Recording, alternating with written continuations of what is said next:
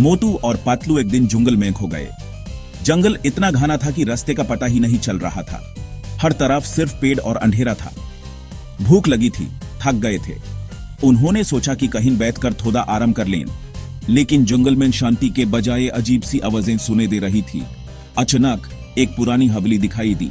हवेली का रंग उदा हुआ था और उसके आसपास का माहौल और भी ज्यादा डरावना लग रहा था। मोटू, ये हवेली तो भूतिया लगती है। क्या तुम्हें लगता है हमें अंदर जाना चाहिए? पतलू डर गया। उसका दिल जोर जोर से धड़क रहा था, लेकिन मोटू कहते रहे कि उन्हें अंदर जाना चाहिए। अरे डरो मत, चलो अंदर चलते हैं। शायद ये सिर्फ एक पुरानी हवेली हो और कुछ नहीं। शायद कुछ खाने को मिल जाए, मोटू ने हंसी में कहा, लेकिन पतलू अब भी घबराया हुआ था।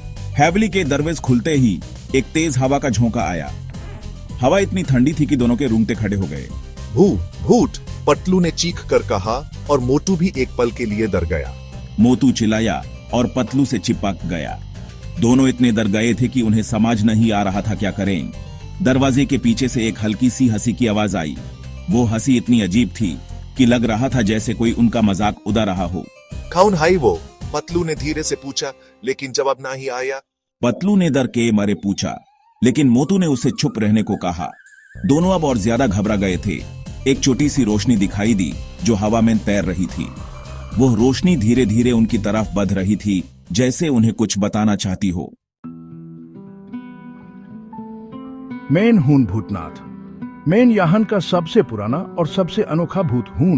मुझे सबसे अलग बनाता है मेरा दोस्ताना स्वभाव और मेरी हवेली, जो एक छोटी सी दुनिया है अपने आप में। और ये मेरी हवेली है। यह सिर्फ एक हवेली नहीं, एक कहानियों का खजाना है। हर कोने में एक राज छुपा है। मोटू और पतलू हैरान रह गए।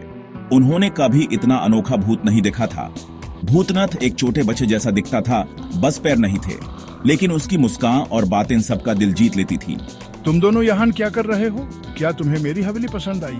मोटू और पतलू ने कहा, हम खो गए हैं। उनकी आवाज में घबराहट थी और बहुत भूख लगी है। उन्होंने अपने पेट को पकड़कर कहा, क्या यहाँ कुछ खाने को मिलेगा? भूख? तो फिर क्या बात है, आओ मेरे साथ। मैं तुम्हें एक ऐसी जगह ले चलता हूँ जहाँ तुम्हारी भूख तुरंत मिट जाएगी। मोटू और पतलू डरते डरते भूतनाथ के पीछे पीछे चल दिए। उन्हें समझ नहीं आ रहा था कि क्या होने वाला है। हवेली के अंधेरों में एक अजीब सी रोशनी थी। भूतनाथ उन्हें एक लंबी गैलरी से ले जा रहा था। हवेली के अंदर एक बड़ा सा दरबार हॉल था। उस हॉल की दीवारें पुरानी तस्वीरों और अजीब सी चित्रकला से भरी थी। वाहन और भी भूत थे, लेकिन सब मुस्कुरा रहे थे।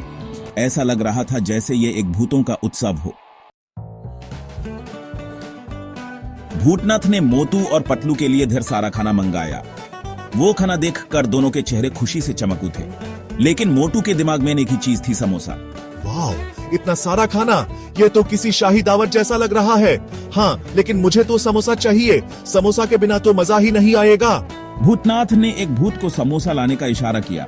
वो भूत तुरंत हवा में नोटा हुआ चला गया और मोटू की आंखों में उम्मीद जग गई। तो बताओ, तुम दोनों यहाँ कैसे आए? क्या तुम्हें यह जगह डरावनी नहीं लगती? मोटू और पतलू ने अपनी कहानी सुनाई। उन्होंने बताया कि कैसे वो एक छोटी सी गलती के कारण इस हॉन्टेड हाउस में आ गए। तो तुम्हें डर लग रहा था। तुम्हारे चेहरे से तो ये साफ दिख रहा है। हाँ, थोड़ा सा, लेकिन अब लगता है कि ये जगह इतनी भी डरावनी नहीं है। अरे, तुम्हें डरने की जरूरत ही नहीं है। डरने की कोई बात नहीं है। हम सब यहाँ सिर्फ मजे करने के लिए हैं। हम सब तो दोस्त हैं। चलो अब मिल बैठकर खाना खाते हैं और मेजे करते हैं।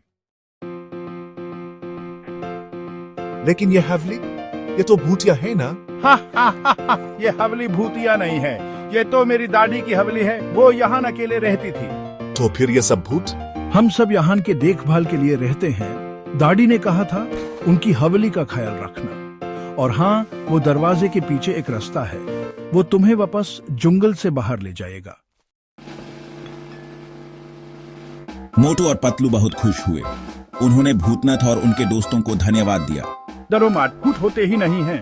मोटू और पतलू ने दरवाजे से होते हुए जंगल से बाहर का रास्ता ढूंढ लिया। देखा, मैं कहा था ना, सब गोलमाल है।